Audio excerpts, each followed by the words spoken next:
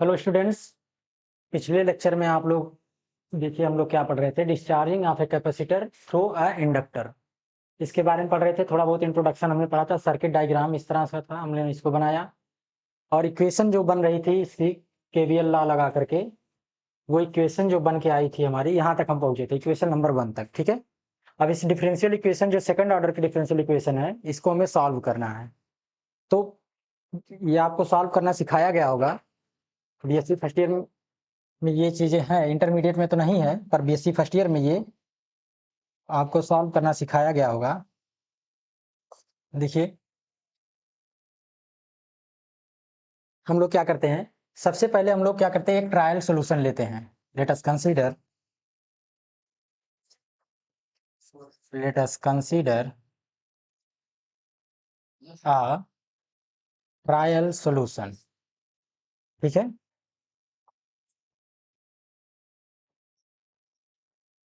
जो trial solution होता है सेकंड ऑर्डर इक्वेशन को सॉल्व करने के लिए, वो एक्सपोनेंशियल फॉर्मेट का होगा। जैसे एक ट्रायल सॉल्यूशन हम लोग लेते हैं, मान लेते हैं इसका जो सॉल्यूशन है वो कुछ इस तरह के हैं। देखिए Q इक्वल टू कोई कांस्टेंट है और e to the power minus या प्लस mt। ठीक है, कुछ इस टाइप का a और m यहाँ पे कांस्टेंट है, कुछ इस टाइप का हम ट्रायल सॉल्यूशन लेंगे। इसको क्या करेंगे, इसी की मदद से ये डिफरेंशियल इक्वेशन 1 को हम सॉल्व करेंगे। ठीक है, इस ट्रायल सॉल्यूशन में देखिए इसको क्या करते हैं, क्यों ये इस तरह का सॉल्यूशन है। अगर ये सॉल्यूशन इसका है इक्वेशन 1 का, तो क्या करेगा, ये सॉल्यूशन अगर इक्वेशन 1 का है तो इक्वेशन 1 को ये सेटिस्फाई करेगा। तो यहां से हम लोग क्या करते हैं, वैल्यू निकाल लेते हैं। क्यू ये हो गया, D Q by D T निकाल लो। D Q by D T आपकी क्या आएगी, देखिए A E to the power M T into M, ये आ गया। अगर इसका डबल डेरिवेटिव निकाल लें,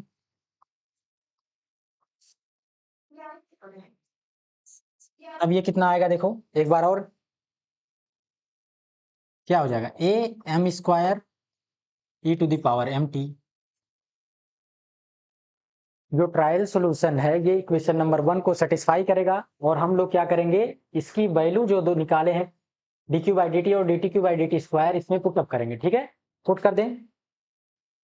नाउ यहाँ ध्यान दीजिए, इक्वेशन 1 आपकी क्या बन के आएगी। नाउ इक्वेशन 1 बिकम, रखो value A M square E to the power M T plus 2k into A M E to the power M T plus omega square A E to the power M T equal to 0।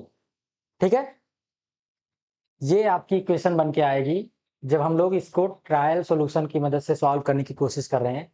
यहाँ पे हमें ए और M की value पता नहीं है। ठीक है, वही वैल्यू हम निकालेंगे। कैसे निकालेंगे, उल्टा चलेंगे। पहले सॉल्यूशन हम मान लिए हैं, यहाँ से उस सॉल्यूशन का डेरिवेटिव निकाला है, इसको इस इक्वेशन 1 में पुट किया हमने। ठीक है, तो जो इक्वेशन जो बन के आएगी कुछ इस तरह से, इसको थोड़ा सा और सॉल्व कर लें। देखो इसको और थोड़ा सॉल्व कर लेंगे तो यहाँ से क्या कॉमन हो जाएगा, देखो ए और e to the power M T common है, ये कॉमन कर लें तो क्या बचेगा, M square plus 2km plus omega square equal to 0।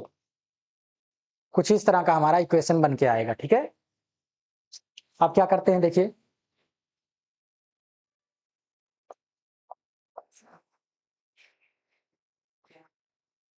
ये इक्वेशन जो है वो 0 के बराबर है। ठीक है, ध्यान दीजिएगा, यहाँ पे दो टर्म है, एक टर्म ये है और एक टर्म ये है। जब भी दो टर्म का मल्टीप्लिकेशन 0 के बराबर होता है तो उसमें क्या होता है, कोई ना कोई टर्म 0 होता है। तो ये वाला टर्म 0 नहीं हो सकता। क्यों नहीं हो सकता, क्योंकि ये सोल्यूशन है, इसका सोल्यूशन ट्रायल सोल्यूशन हमने लिया है, ई to the power M T non zero है। तो कौन सा टर्म 0 होगा, ये दो नंबर का मल्टीप्लिकेशन 0 तभी आएगा जब उसमें से कोई एक 0 हो या दोनों 0 हो। तो ये वाला 0 नहीं हो सकता, तो कौन सा 0 होगा, ये वाला। यहाँ पे क्या बचेगा, M square plus 2km plus omega square equal to 0। ठीक है, ध्यान दीजिए, नॉर्मली हम क्या करते हैं, इसको उस तरफ ले जाके जीरो कर देते हैं, ठीक है, इस टर्म को ले जाकर के इस तरफ जीरो कर देते हैं, लेकिन ध्यान दीजिएगा ऐसा नहीं करना, आपको बस समझना है।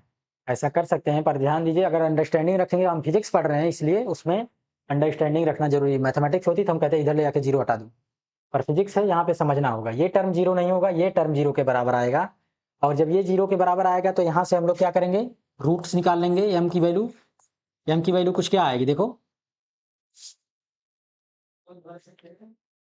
एम की वैल्यू इसको सॉल्व करने पे -b Shridharacharya formula plus minus √b² यानी 4k² माइनस 4ac यानी 4ω² अपान 2a, कुछ इस तरह से आएगी। देखिए क्वाड्रेटिक इक्वेशन है, इसके दो रूट आएंगे, एक प्लस और एक माइनस, तो उसको एक साथ हमने श्रीधराचार्य फार्मूले से लिख लिया। अब नेक्स्ट सेक्शन में चलते हैं, क्या करते हैं, देखिए यहाँ पे m की वैल्यू जो आई हुई है, देखिए लिखते हैं फिर से 2k -b है, प्लस माइनस यहां से 2 कॉमन ले लेंगे, बचेगा क्या, देखिए इस इक्वेशन में से 2 अगर हम 4 निकाले कॉमन, तो रूट से जो बाहर निकल के आएगा वो वैल्यू 2 आएगी, बचेगा क्या आपका √k² - ω², ये वैल्यू आएगी बाई 2, ठीक है। नेक्स्ट सेक्शन, नेक्स्ट लाइन आपकी 2 यहां से कॉमन लेकर के कैंसिल आउट कर दीजिए, क्या बचेगा -k प्लस माइनस √k² - ω², ये आएगा, ठीक है। m की वैल्यू कुछ इस तरह से आई, देखिए m की वैल्यू आपकी निकल के आ गई। अगर m इस तरह के आ गया तो यहाँ पे देखिए q की वैल्यू है a e⁻mt, यहाँ पे हम लोग क्या करें, m की जो वैल्यू है वो पुटअप कर दें, तो सॉल्यूशन हो जाएगा क्या, now putting the value of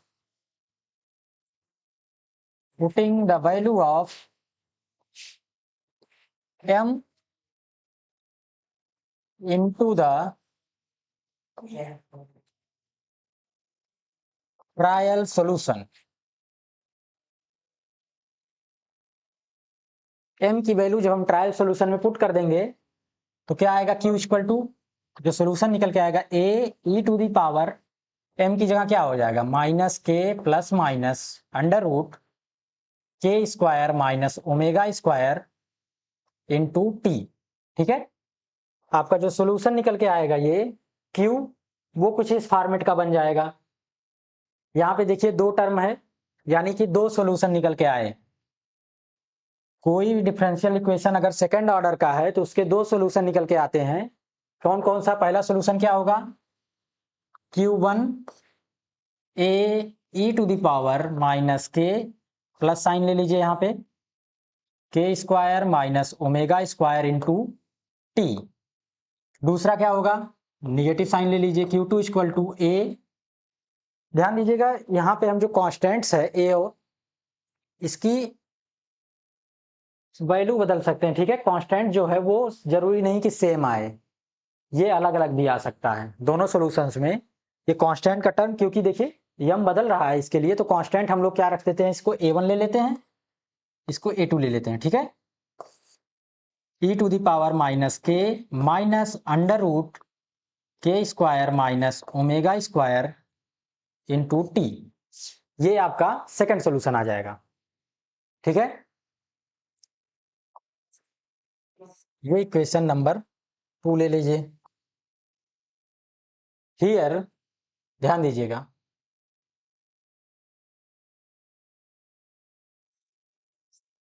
here equation 2 can be written in the form of general solution of the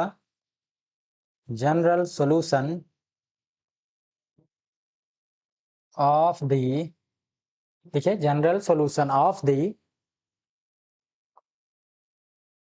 differential equation such as, ये इक्वेशन में आपके दो सॉल्यूशंस निकल के आए हैं, इनको जनरल सॉल्यूशन के फॉर्मेट में लिखेंगे तो इसको ऐड कर देंगे तो Q क्या होगा, जो जनरल सॉल्यूशन बन के आएगा Q1 + Q2। देखिए दोनों सॉल्यूशंस अलग अलग हैं, इनको हम लोग अगर ऐड कर देते हैं तो वो जनरल सॉल्यूशन बन के आएगा, उससे जो वैल्यू निकल के आएगी वो दोनों को सेटिस्फाई करेगी। ठीक है, दोनों को एक साथ हम मर्ज कर देंगे तो उसको जनरल सॉल्यूशन कहते हैं। डिफरेंशियल इक्वेशन में आपको पढ़ाया गया होगा ये चीज। ठीक है, ये दोनों वैल्यू हम लोग एक साथ लिख लेते हैं। देखिए क्या बचेगा, -k plus √k² minus ω² into T plus A2 e⁻ -k minus √k² minus ω² into T. ठीक है, ये दो पार्ट एक साथ मर्ज होकर के जनरल सॉल्यूशन बन के आ गया आपका। अब इसको हमें सॉल्व करना है। ठीक है, ये जो जनरल सॉल्यूशन बन के आया है इसको हमें सॉल्व करना है। ठीक है, देखिए इसको कैसे सॉल्व करते हैं। यहाँ पे हमें वैल्यू पता करनी है दोनों कांस्टेंट्स की, A1 और A2 की। ठीक है, इसको नाम दे दीजिए equation number 3। Now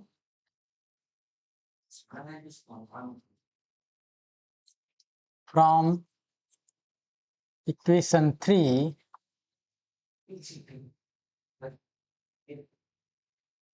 we have to find out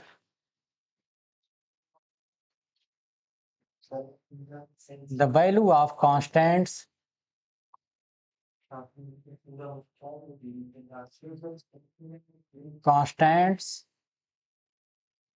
A1 and A2। ठीक है, ये सेकंड ऑर्डर का डिफरेंशियल इक्वेशन था, इसलिए यहाँ पे दो कांस्टेंट्स आए हैं A1 और A2, इनकी वैल्यू फाइंड आउट करनी है। ठीक है, फॉर दिस वी हैव, कैसे फाइंड आउट करते थे हम लोग,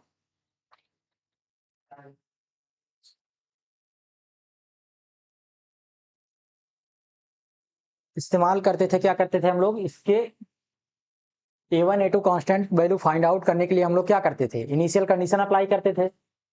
पर उसके पहले एक और चीज है जो बेहद इंपॉर्टेंट है कि ये सॉल्यूशन जो है इसका जो टाइप आया है वो डिपेंड कर रहा है, किस वैल्यू पे डिपेंड कर रहा है। देखिए इसका जो टाइप है वो, इसको थोड़ा सा और अच्छे से हम लिख दें,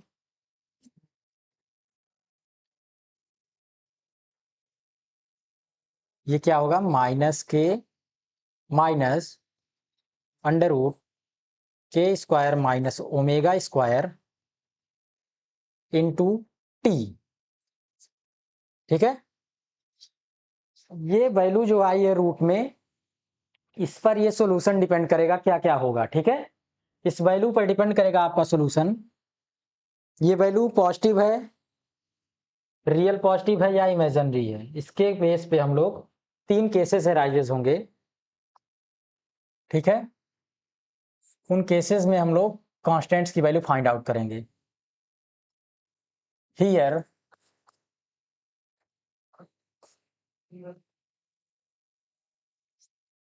here from equation 3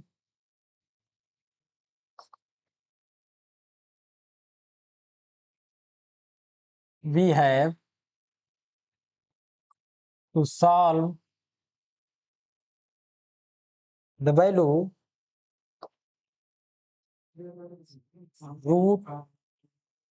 √k² minus ω²। For this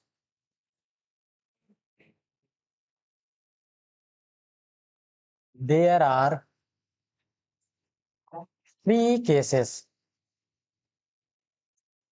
first case क्या है, देखिए पहला केस ये होगा जिसमें k² की वैल्यू ω² से बड़ी हो।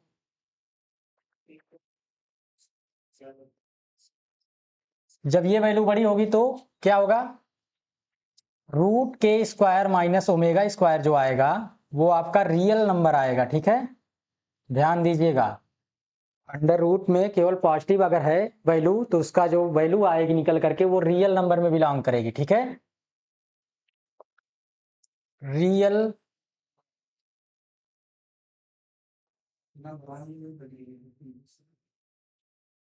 वैल्यू, ठीक है। सेकंड केस क्या है, जब K square nearly equal to omega square हो, इस केस में वैल्यू क्या आएगी, K square minus omega square की वैल्यू वेरी स्मॉल आएगी, ठीक है, या नेग्लिजिबल होगी या जीरो हो जाएगी, ठीक है, ध्यान दीजिएगा, वेरी स्मॉल, जीरो के आसपास की वैल्यू कुछ आएगी। थर्ड केस आपका क्या होगा, जब के स्क्वायर की वैल्यू ओमेगा स्क्वायर से छोटी हो, इस केस में रूट क्या होगा, निगेटिव हो जाएगा, और जो ये वैल्यू आएगी निकल करके ये कॉम्प्लेक्स आएगी, कॉम्प्लेक्स या इमेजिनरी आएगी, ठीक है, ये वैल्यू आपकी इमेजिनरी आएगी, ठीक है।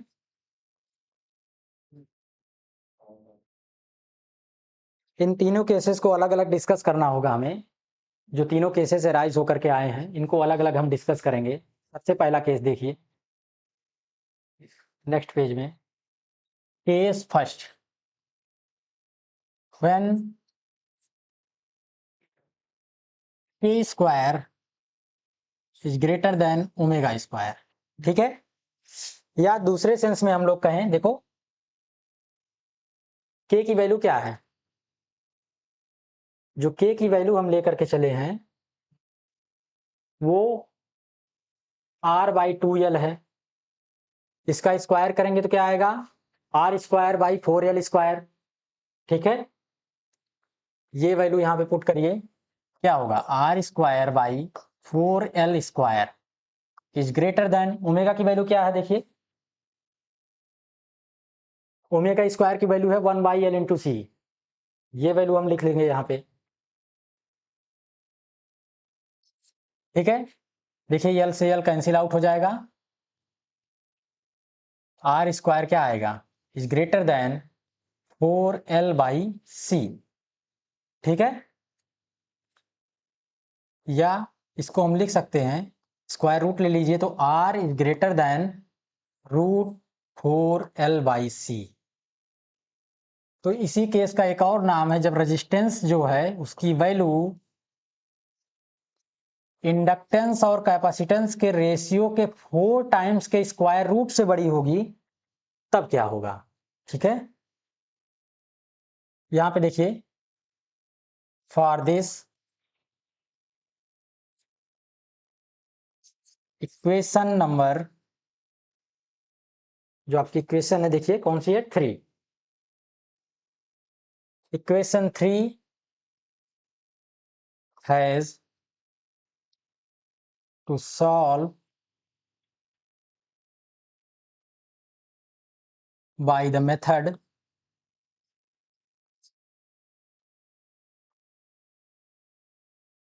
such as,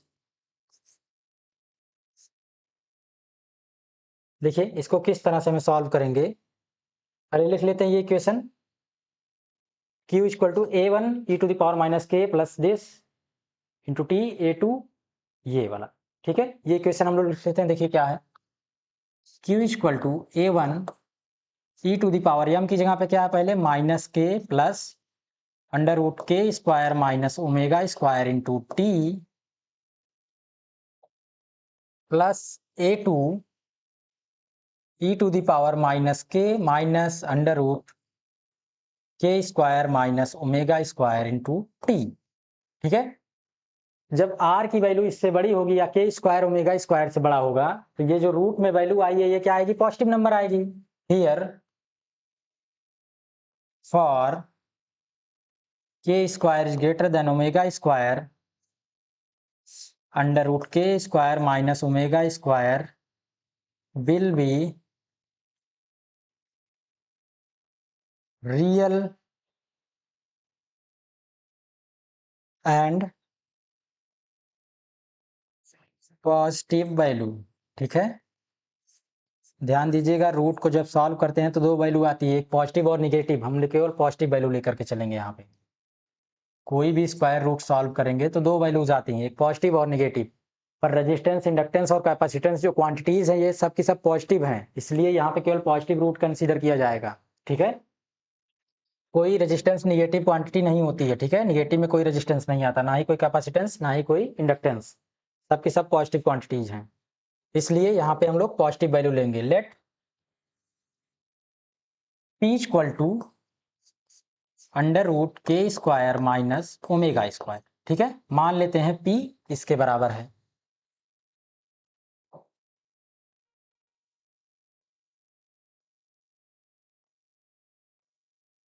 यहाँ पे लिख ले।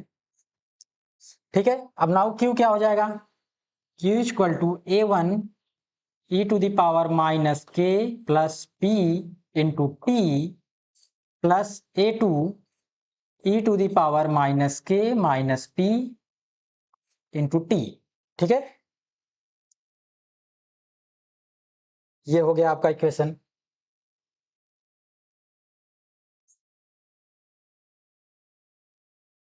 इसको इक्वेशन नंबर 4 डाल दीजिए। पिछली इक्वेशन आपकी 3 थी, ये इक्वेशन नंबर 4 हो गई। Here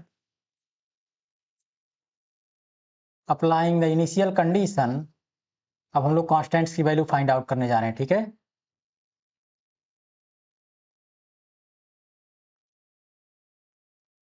initial condition, initial condition क्या रही होगी, देखिए कि डिस्चार्जिंग हम लोग पढ़ रहे हैं, इसका मतलब टाइम जब t इक्वल टू 0 था तब क्या था,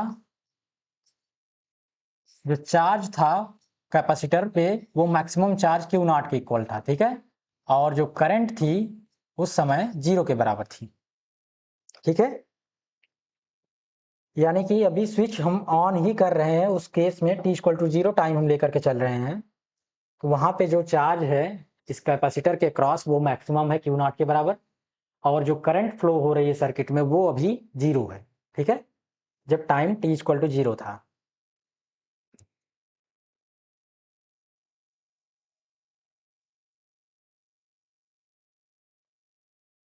ये हो गया आपका। अब ये अप्लाई करिए इक्वेशन नंबर 4 पे। फ्रॉम इक्वेशन 4,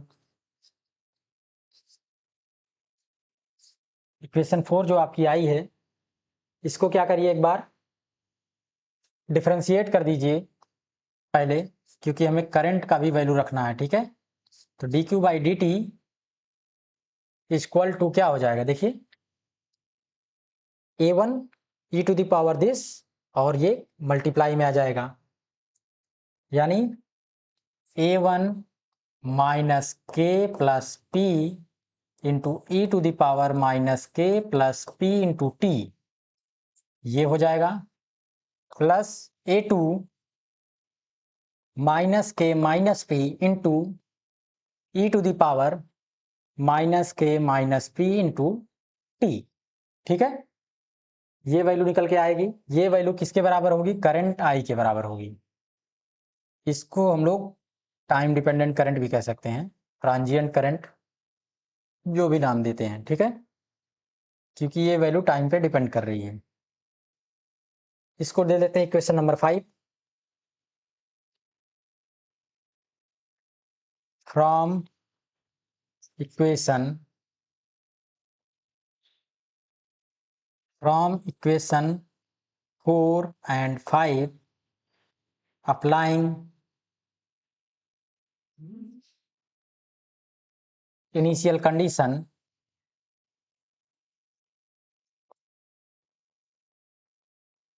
we get, देखिए सबसे पहले 4 में अप्लाई करिए, t equal to 0 q equal to Q naught, t equal to 0 रखेंगे तो एक्सपोनेंशियल की वैल्यू आएगी 1, यहाँ भी 1, e टू द पावर 0 क्या आएगा, 1 आएगा, तो q क्या हो जाएगा आपका, क्यू नॉट के बराबर a1 प्लस a2। ठीक है, और इसमें अप्लाई करिए, ये वैल्यू 1, ये वैल्यू 1 हो गई, इधर की वैल्यू आई है 0, इक्वल टू, देखिए क्या आएगा,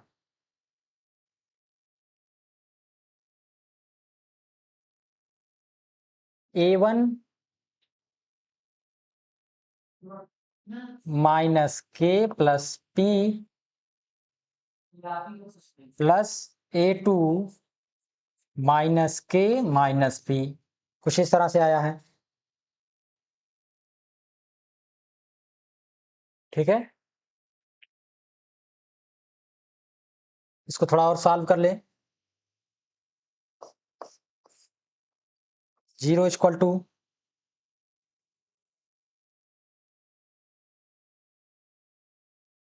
देखिए यहाँ पे हम लोग क्या करते हैं, मल्टीप्लाई कर देते हैं, क्या होगा minus A1 K plus A1 P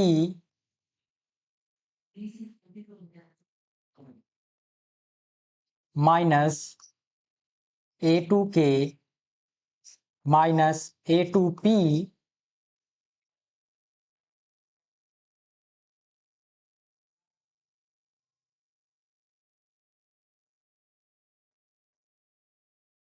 यहाँ पे क्या होगा आपका, देखिए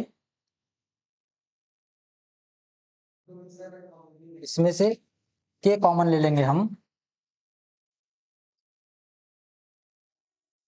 के कॉमन ले लेते हैं, क्या बचेगा आपका, देखिए माइनस के कॉमन लीजिए A1 प्लस A2, यहाँ पे P कॉमन ले लीजिए, क्या बचेगा A1 माइनस A2, ठीक है,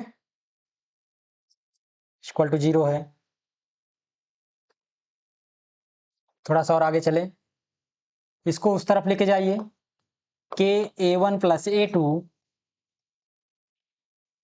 equal to P into A1 minus A2, ठीक है, ये बचेगा। A1 प्लस A2 की वैल्यू क्यू नॉट आई है, रख दीजिए, तो K इंटू क्यू नॉट क्या हो जाएगा P into A1 minus A2, ठीक है, कुछ ये वैल्यू निकल के आ जाएगी आपकी, K इंटू क्यू नॉट की जो वैल्यू आएगी वो P into A1 minus A2 आ गई। अब यहाँ पे देखिए सॉल्व करिए, इसको नाम दे दीजिए आप इक्वेशन नंबर 6, इसको इक्वेशन नंबर 7। इक्वेशन 6 और 7 को जब सॉल्व करेंगे, हम डायरेक्ट सॉल्व करके लिख रहे हैं, सॉल्व कर लीजिएगा, दो इक्वेशन है, दो वेरिएबल है, इतना तो आना चाहिए आपको। After solving equation 6 and 7 we get A1 equal to क्या आएगा, देखिए A1 आपका आएगा K plus P upon 2P into Q naught, और A2 जो आएगा आपका minus K plus P upon 2P into Q naught, ठीक है, ये दो वैल्यू निकल के आएगी, इनको दोनों को सॉल्व करिएगा आप, कुछ नहीं करना, बस एक बार ऐड कर देना, एक बार सब्सट्रैक्ट कर देना है, तो निकल करके ये वैल्यू आ जाएगी, आसान है, टफ नहीं है, बहुत इजी है, ठीक है। इन दोनों वैल्यूज को हम लोग क्या करेंगे, इक्वेशन नंबर 4 में और 5 में पुट करेंगे, ठीक है।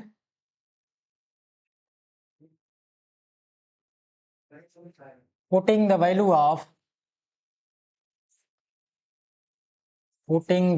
Of A1 and A2 into the equation 4 and 5, जब पुट करेंगे देखो क्यों क्या आएगा, सबसे पहले 4 में पुट करें, टाइम डिपेंडेंट चार्ज है, इसको ट्रांजिएंट चार्ज भी बोल देंगे, कोई दिक्कत नहीं, इसको हम लोग फंक्शन ऑफ टी नहीं लिख रहे हैं, बस केवल क्यू ही लिख रहे हैं। A1 की वैल्यू यहाँ पे पुट करेंगे,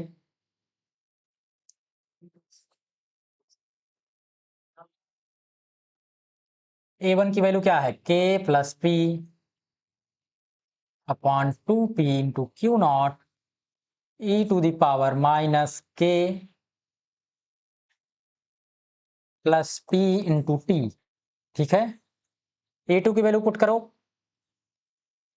minus K plus P by 2P into Q naught ये क्या बन के आएगा, exponential to the power minus के minus P into T.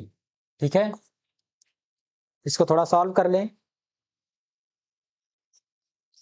Q naught by two P, देखिए दोनों टर्म में कॉमन है, बाहर ले लेते हैं इसको, बचेगा क्या, K plus P E to the power minus K plus P into T plus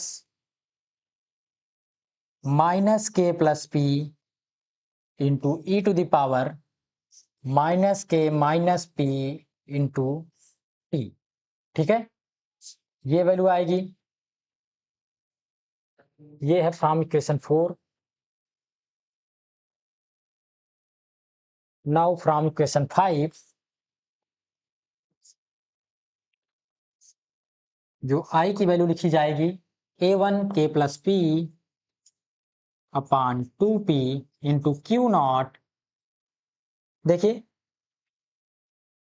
यहां पे हम लिखेंगे, इसके साथ मल्टीप्लाई होकर के क्या आएगा, देखिए माइनस के प्लस पी आएगा। ठीक है, ये टर्म इसके साथ मल्टीप्लाई होकर के आएगा, ध्यान दीजिएगा।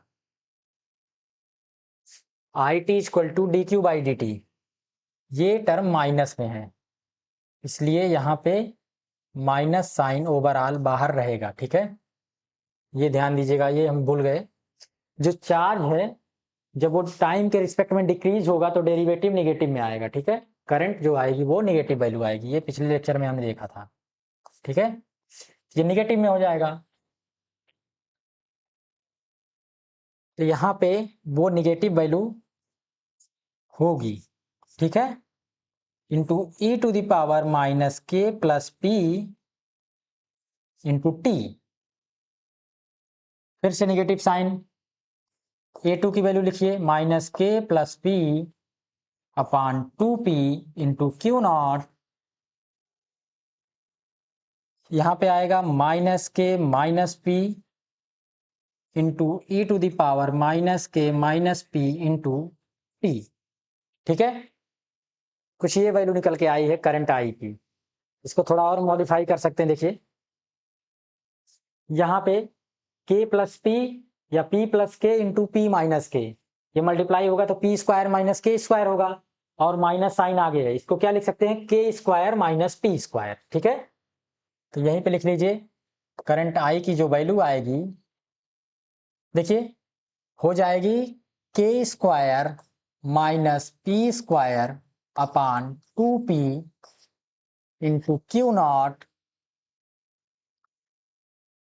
ई to the power minus K plus P into T. ठीक है, ये वैल्यू हो जाएगी, और यहाँ पे माइनस साइन कॉमन लेंगे तो ये प्लस हो जाएगा, और वैल्यू क्या आएगी, माइनस के प्लस पी है और के प्लस पी इसका मल्टीप्लाई होगा, ये क्या आएगा, पी स्क्वायर माइनस के स्क्वायर।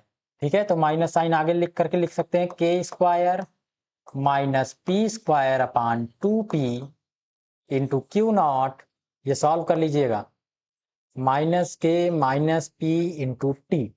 ठीक है, यहाँ पे देखिए ये टर्म कॉमन है, कॉमन ले लें, तो करंट आई का जो फॉर्मेट बन के आएगा वो कैसा आएगा, K square minus P square upon 2p into Q naught. ठीक है, ये हो गया, अंदर क्या बचा है, ई to the power minus K plus P into T minus E to the power minus के माइनस पी इंटू टी। ठीक है, और शुरू में हमने देखिए K square minus P square की वैल्यू क्या कंसीडर की है, ओमेगा स्क्वायर, ओमेगा शुरू में देखिए ये वैल्यू ओमेगा स्क्वायर के बराबर है। यहाँ पे देखिए यहाँ से पी स्क्वायर इक्वल टू के स्क्वायर माइनस ओमेगा स्क्वायर, और इसको थोड़ा सा और सॉल्व कर लेंगे तो ओमेगा स्क्वायर इक्वल टू क्या आएगा, K square minus P square. ठीक है, ये वैल्यू आ जाएगी, तो यहाँ पे हम आई की जगह पर वो लिख सकते हैं, इसको नाम दे दीजिए इक्वेशन नंबर। देखिए चार्ज वाले को जो था इसको नाम हम दे देंगे इक्वेशन नंबर कहाँ तक हुआ था? पिछली इक्वेशन आपकी आई थी 5 तक, इसको नाम दे दीजिए 6 और इसको नाम दे दीजिए इक्वेशन नंबर 7। ठीक है, इसको हम लोग नाम दे रहे हैं इक्वेशन नंबर 7। अब इनका ग्राफ हम देखेंगे कैसा होगा। नाउ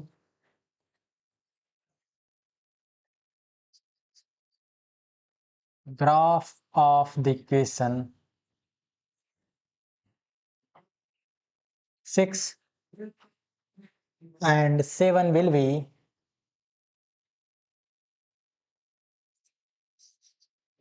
देखिए पहले इक्वेशन नंबर 6 का ग्राफ हम देखते हैं कैसा ग्राफ आएगा।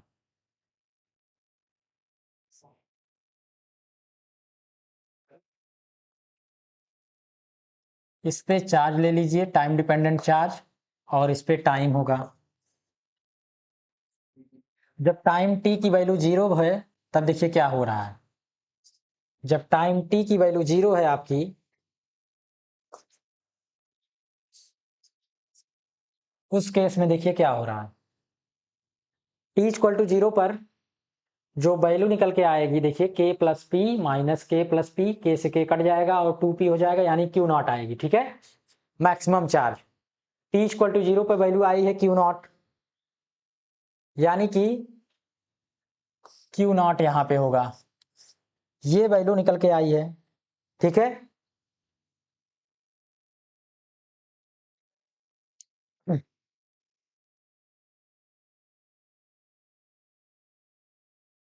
तो ग्राफ आपका जो इसका बन के आता है कुछ इस तरह से बन के आता है। कैसा बन के आएगा? ठीक है, थोड़ा सा हम लोग क्या करें इसको और नीचे कर लेते हैं। यहाँ पे वैल्यू है Q नॉट।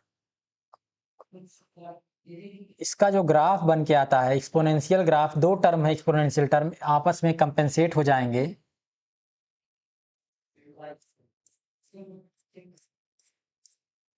जो कंपेंसेट होकर के आएगा कुछ इस तरह से आता है। ठीक है,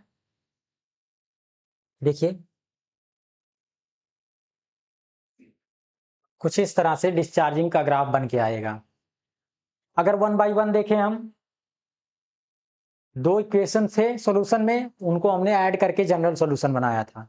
अब अलग अलग हम लोग अगर देखें तो t इक्वल टू 0 रखिए तो मैक्सिमम वैल्यू क्या आएगी? k plus P into Q naught by 2p। मान लेते हैं ये वैल्यू है, ये अधिक आएगी। क्यों आएगी अधिक? देखो, क्योंकि k प्लस पी का मल्टीप्लाई हो रहा है यहाँ पे, और k स्क्वायर जो है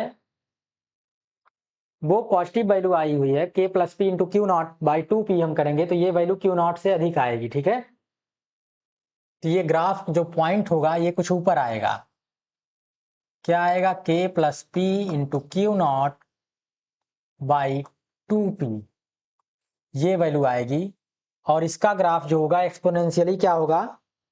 डिक्रीजिंग होगा, कुछ इस तरह से। देखिए कैसा ग्राफ है इसका। सिंगल सिंगल अगर हम देखें अलग अलग सॉल्यूशंस का ग्राफ कुछ इस तरह से बन के आता है।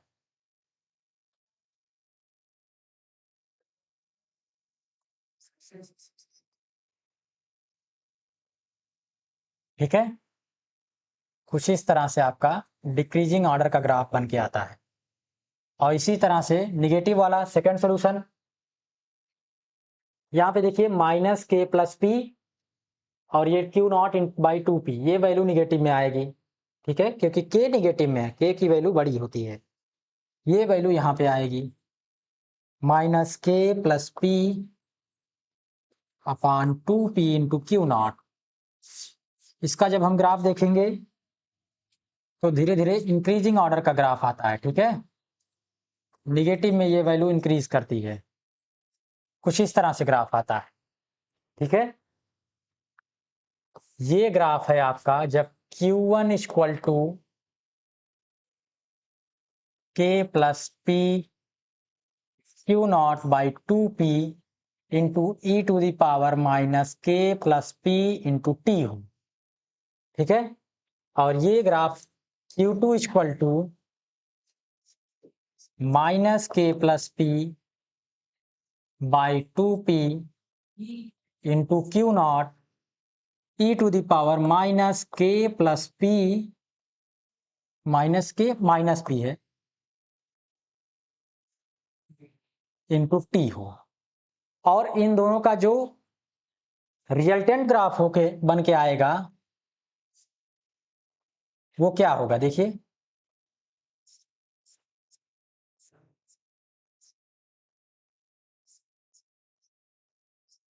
इन दोनों का रिजल्टेंट ग्राफ जो बन के आएगा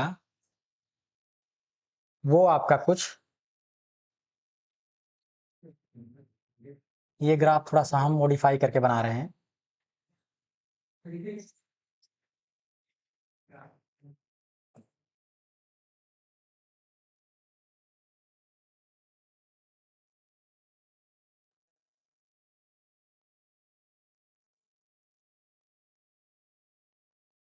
कुछ इस तरह का है, ठीक है।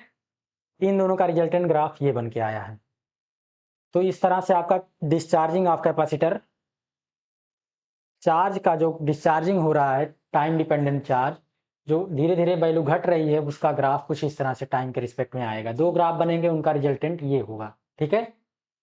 ये है आपकी ग्राफिकल एनालिसिस, इसको समझिएगा अच्छे से।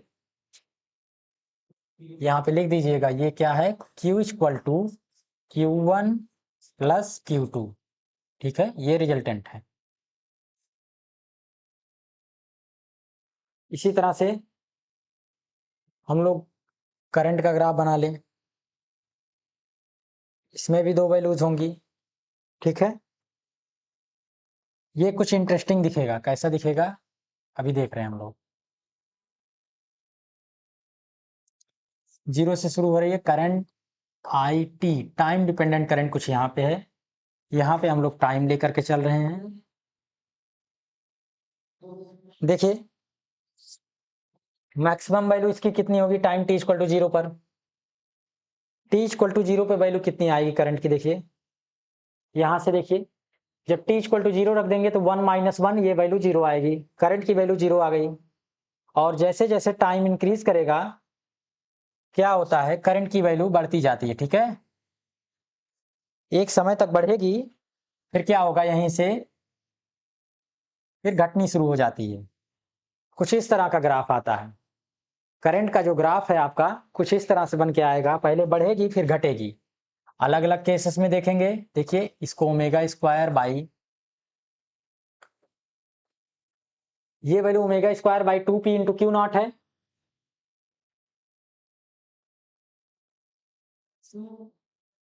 ये समझ में आ रहा है आपको कि नहीं, ध्यान दीजिएगा। जो ये वैल्यू आपकी आई है, देखिए K square minus P square, ये ओमेगा स्क्वायर के बराबर है, तो यहाँ पे पुट कर देंगे तो omega square by 2p into Q not. जब टाइम t इक्वल टू 0 है, तो एक फर्स्ट केस ले रहे हैं, यानी केवल एक ही टर्म ले रहे हैं एक्सपोनेंशियल का, तो यहाँ पे ये वैल्यू 1 आएगी। और मैक्सिमम वैल्यू जो आएगी आपकी वो कुछ ये आएगी। और इस वैल्यू को हम लोग क्या करेंगे, यहाँ पे लिख दिए omega square by 2p into Q not. जैसे जैसे टाइम बढ़ेगा क्या होगा, ये ग्राफ कुछ डिक्रीजिंग ऑर्डर का होगा, कैसा होगा, डिक्रीजिंग होगा। देखिए टाइम के रिस्पेक्ट में ये ग्राफ डिक्रीज करेगा एक्सपोनेंशियली।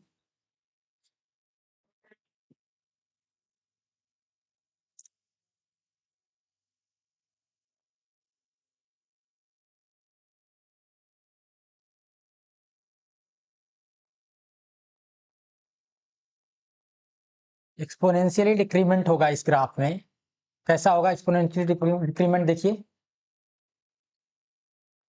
कुछ इस तरह से होगा।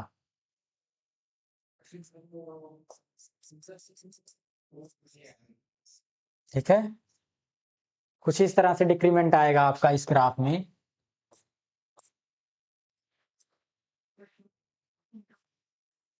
और इसी तरह से निगेटिव में जो ग्राफ होगा, सेकंड टर्म के लिए इसकी वैल्यू आएगी omega square by 2p into Q naught. ये क्या होगा, इस तरह से निगेटिव में बढ़ेगा, यानी इसकी वैल्यू निगेटिव में बढ़ती जाएगी और कुछ इस तरह से होगी, ठीक है, ध्यान दीजिएगा।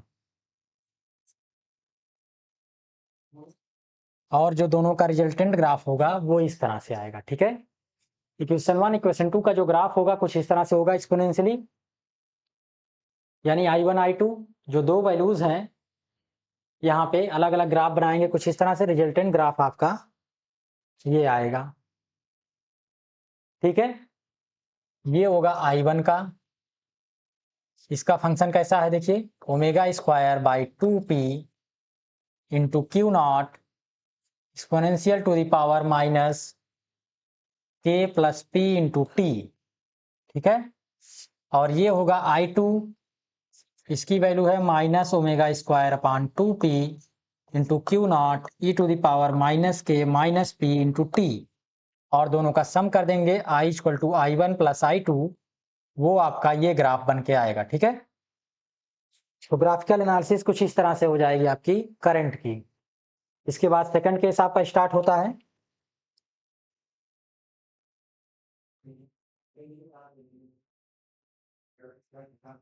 ठीक है, सेकंड केस जब आपका स्टार्ट होता है देखिए उसमें क्या है,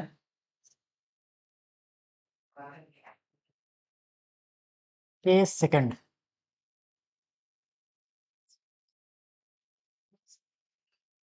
केस सेकंड था जब के स्क्वायर की वैल्यू लगभग ओमेगा स्क्वायर के बराबर होगी, यानी आर जो होगा वो बराबर होगा अंडर रूट 4l बाई सी के, लगभग बराबर होगा। ठीक है, इक्वल होगा। उस केस में देखिए क्या होगा, फ्रॉम इक्वेशन नंबर 3 देखिए, इक्वेशन नंबर 3 या 4 ले लीजिए, 4 से इक्वेशन नंबर 4 ले लीजिए। फ्रॉम इक्वेशन 4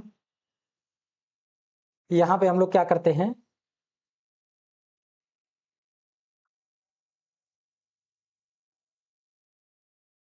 ठीक है, इक्वेशन नंबर 4 से वैल्यू पुटअप करते हैं, क्यू क्या हो जाएगा,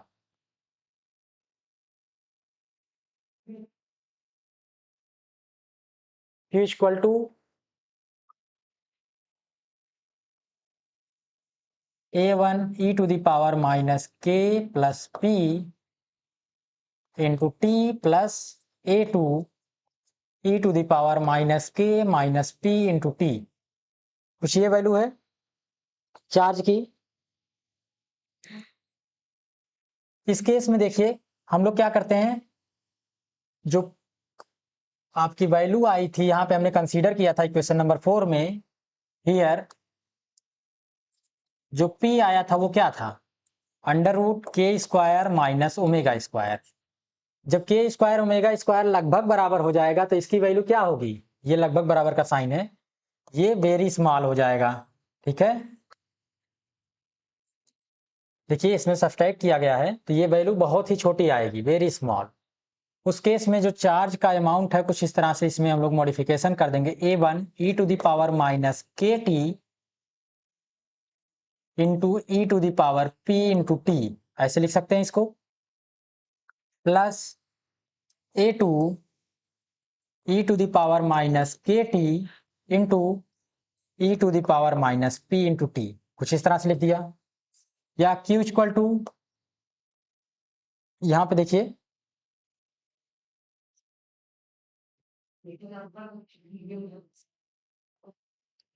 e to the power minus के टी कॉमन ले ले तो बचेगा क्या, a1 e to the power p into T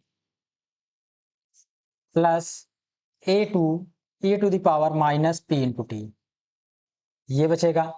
ठीक है, p की वैल्यू बहुत छोटी है तो ये एक्सपोनेंशियल हम लोग क्या करते हैं, एक्सपैंड कर देते हैं इसको। जब ये एक्सपैंड कर देंगे क्या आएगा, e to the power minus के T a1 e to the power P T का expansion, e to the power x का एक्सपेंशन क्या होता है देखिए, 1 प्लस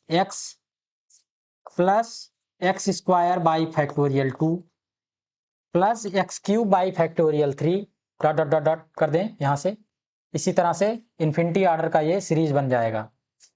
इसी तरह से इसको एक्सपेंड कर दिए, a2 क्या होता है 1 minus x plus X square by factorial 2 minus x cube by factorial 3। इस तरह से इसका एक्सपेंशन बन के आएगा आपका, ठीक है। यहाँ पे जो हायर ऑर्डर टर्म है उनको हम लोग नेग्लेक्ट कर देंगे, क्योंकि पी की वैल्यू वो डेसिमल में आएगी, कुछ डेसिमल 0.00 समथिंग, उसका स्क्वायर करेंगे वो और छोटा हो जाएगा, इसलिए ये वैल्यू नेग्लेक्ट कर देंगे, ठीक है। Neglecting higher order term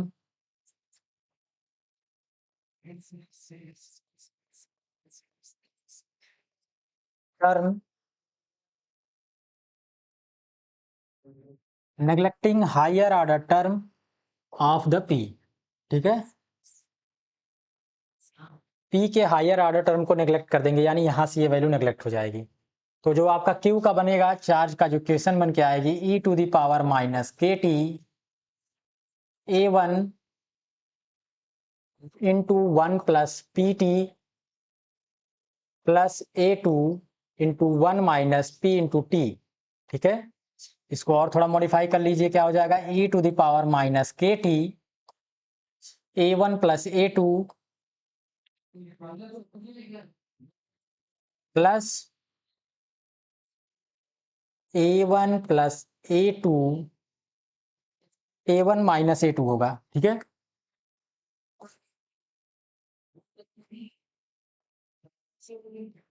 A1 minus A2 into P into T, कुछ इस तरह से बन के आएगी। यहाँ पे नए कांस्टेंट कंसीडर कर दीजिए, let A1 plus A2 equal to A and A1 minus A2 equal to into P equal to B, ठीक है। तो Q क्या बन के आएगा, देखिए, e to the power minus के टी, ये वैल्यू हो जाएगी आपकी A plus B into T, ठीक है। ये चार्ज का इक्वेशन बन के आएगी केस सेकंड के लिए। इसको हम नाम दे देते हैं, देखिए पिछली इक्वेशन 7 तक हम पहुंचे थे, इसको 8 नाम दे दीजिए, इक्वेशन नंबर 8, ठीक है। अब इसमें इनिशियल कंडीशन अप्लाई कर दीजिए। नाउ पहले डिफरेंशिएट कर लीजिए, differentiating equation number 8 we get I equal to minus d Q by D t, क्योंकि टाइम के रिस्पेक्ट में चार्ज की वैल्यू खत्म हो रही है, यानी कम हो रही है, तो ये क्या हो जाएगा, देखिए डिफरेंशिएशन करिए इसका। प्रोडक्ट का फॉर्मेट है, फर्स्ट और सेकंड दो टर्म का प्रोडक्ट है। पहले क्या हो जाएगा, first function e to the power minus के टी इंटू सेकेंड फंक्शन का डिफरेंशिएशन आएगा b plus second function into first का डिफरेंशिएशन माइनस के टी इंटू माइनस के, कुछ ये बन के आएगा, ठीक है।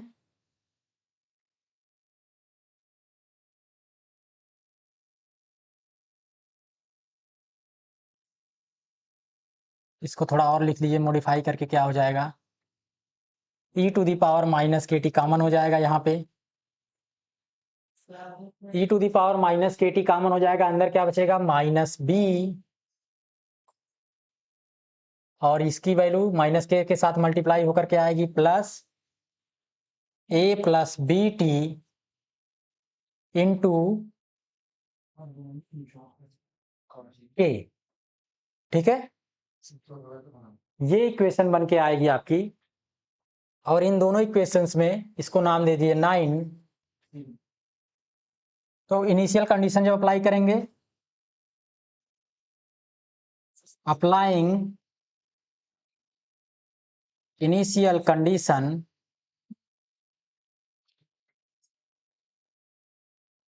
In equation 8 and 9, initial condition क्या है, टाइम t इक्वल टू 0, तो चार्ज की वैल्यू मैक्सिमम है और करंट की वैल्यू जो आपकी है वो 0 है, ठीक है। तो यहाँ पे देखिए इस इक्वेशन में t इक्वल टू 0 रखिए, ये वैल्यू 1 आएगी और ये वैल्यू 1 आ जाएगी, 0 आ जाएगी, ए आएगा यहाँ पे, ठीक है। तो a की वैल्यू क्या आएगी, Q0, ठीक है। यहाँ पे देखिए t इक्वल टू 0 रखा है, ये टर्म 0 हो गया, यहाँ पे t इक्वल टू 0 रखा है, ये टर्म 1 आ गया, बचेगा यहाँ पे केवल a into 1 equal to Q0, ठीक है। a की वैल्यू Q0 निकल के आई आपकी यहाँ से इक्वेशन नंबर 8 से, फ्रॉम 8, और 9 में पुट करिए, ये वैल्यू 1 हो गई, ये वैल्यू आपकी टोटली 0 हो जाएगी, तो क्या आएगा देखिए, 0 equal to 1 into minus b, ये वैल्यू आएगी प्लस a इंटू के, ठीक है। तो b की वैल्यू जो आएगी क्या आएगी, a इंटू के, a की वैल्यू आई है Q0, तो b की वैल्यू क्या आ जाएगी, Q0 इंटू के। ये आपके कांस्टेंट्स a और b की वैल्यू आ गई। इन्हीं दोनों कांस्टेंट्स की वैल्यू जब हम पुट कर देंगे इक्वेशन 8 और 9 में, पुटिंग द वैल्यू ऑफ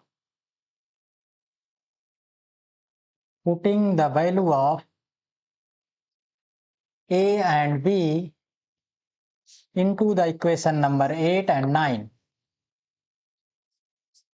ठीक है। 8 और 9 में ये वैल्यू पुट कर दीजिए, देखिए क्या आएगा, 8 में पुट कर देंगे तो Q इक्वल टू क्या होगा, Q इक्वल टू हो जाएगा e to the power minus के टी Q0 प्लस b की वैल्यू देखिए क्या है, Q0 इंटू के टी, ठीक है।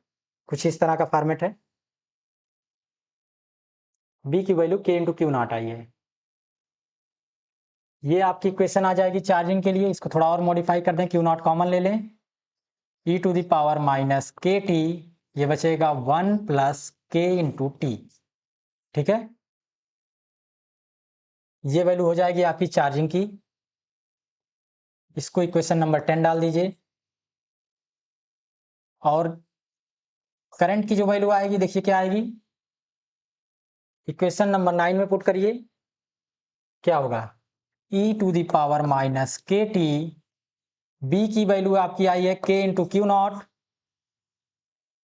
बी की वैल्यू आई है k into Q0 minus sign के साथ, प्लस क्या आपका a plus B into T, A की वैल्यू है Q0 plus k into Q0 into T into K, कुछ ये वैल्यू निकल करके आएगी आपकी करंट की, ठीक है। इसको थोड़ा सा और हम मॉडिफाई कर लें, देखिए Q0 कॉमन ले लेते हैं यहां से,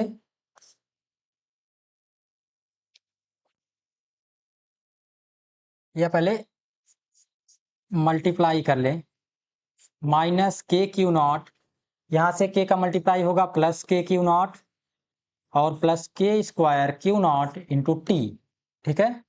ये बन जाएगा, यहाँ से ये कैंसिल हो गया, ये वैल्यू निकल के आई करंट की, k square Q0 t into E to the power minus के टी, इसको नाम दे दीजिए इक्वेशन नंबर 11। अब इन दोनों इक्वेशंस का हमें ग्राफ देखना है, बहुत इजी ग्राफ है। नाउ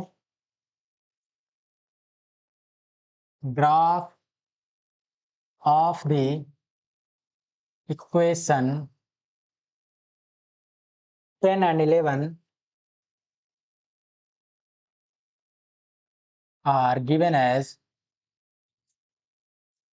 देखिए सबसे पहले चार्जिंग का ग्राफ होगा आपका, डिस्चार्जिंग का ग्राफ, यानी टाइम के रिस्पेक्ट में चार्ज का अमाउंट कैसे घटेगा। देखिए इक्वेशन नंबर 10 से, जब t इक्वल टू 0 है तो देखिए ये वैल्यू किसके बराबर आएगी, Q0 के, यानी चार्ज मैक्सिमम है। यहाँ पे कुछ, यहाँ पे आपका टाइम डिपेंडेंट चार्ज होगा, यहाँ पे टाइम होगा इस स्केल पर, और ये आपका ओरिजिन है 0 0, ठीक है। चार्ज कुछ इस तरह से आपका डिक्रीमेंट होकर के आएगा, ठीक है। और इसी तरह से करंट का हम बना लेते हैं ग्राफ, करंट के साथ क्या होगा, यहाँ पे एक ही इक्वेशन है इसलिए एक ही बार होगा, करंट का अमाउंट पहले बढ़ेगा फिर घटना शुरू हो जाएगा, ठीक है। एक फिक्स वैल्यू टाइम पर ये मैक्सिमम आएगा।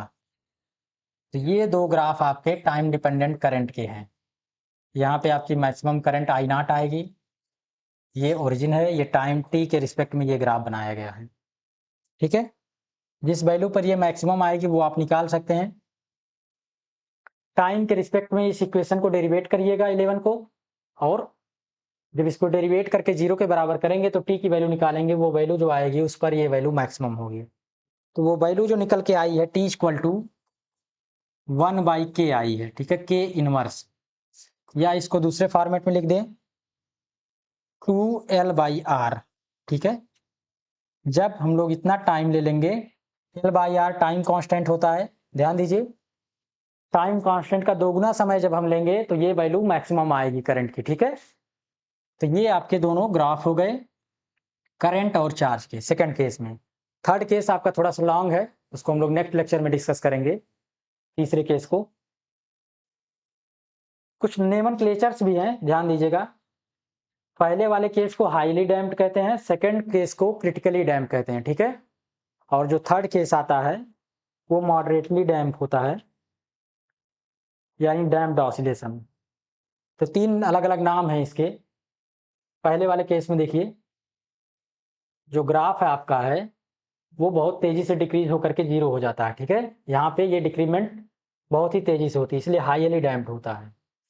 और सेकंड केस थोड़ा स्लोली डिक्रीज होता है, जब ये रेट देखते हैं, निकालते हैं हम लोग हैं, और ये रेट इंक्रीमेंट और डिक्रीमेंट की, इसलिए इसको क्रिटिकली डैम्प्ड बोलते हैं।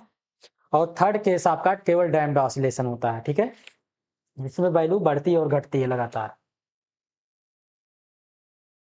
तीसरा केस हम लोग नेक्स्ट लेक्चर में डिस्कस करेंगे। आज हमारा लेक्चर यहीं पे एंड हो रहा है। ठीक है, थैंक यू।